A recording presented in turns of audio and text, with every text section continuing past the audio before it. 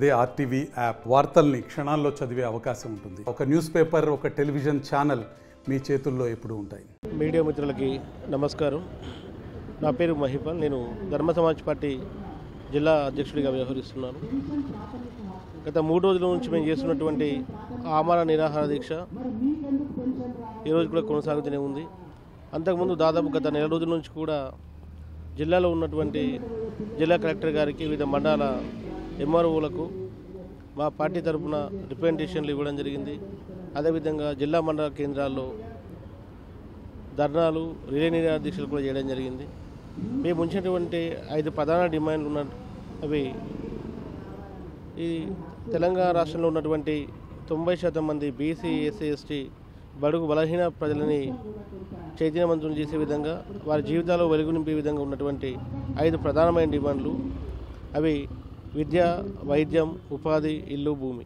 ఈ 5ంటిని ఈ యొక్క పేద ప్రజలకు అందించమని చెప్పి ప్రభుత్వం ముందు మేము డిమాండ్ ఉంచడం జరిగింది.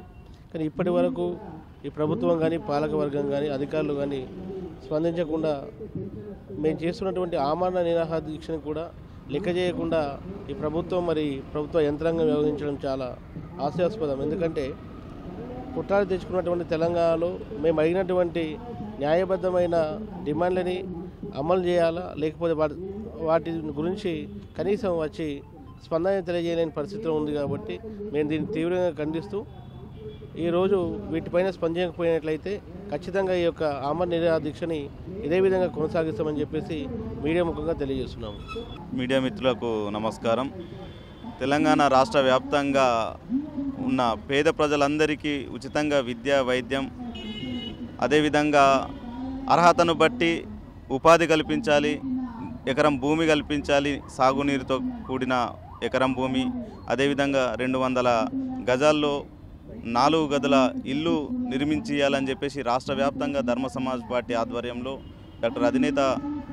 ధర్మ సమాజ్ పార్టీ అధినేత విశారదన్ మహారాజు గారి ఆదేశాల మేరకు గత నెల రోజుల నుండి అన్ని జిల్లా కలెక్టర్లకు, అదేవిధంగా మండల ఎంఆర్ఓలకు రిప్రజెంటేషన్స్ ఇవ్వడం జరిగింది. రాష్ట్ర వ్యాప్తంగా జిల్లా కేంద్రాల్లో ధర్నాలు, అదేవిధంగా రిలే నిరాహార దీక్షలు నెల రోజుల నుంచి కొనసాగుతున్నాయి.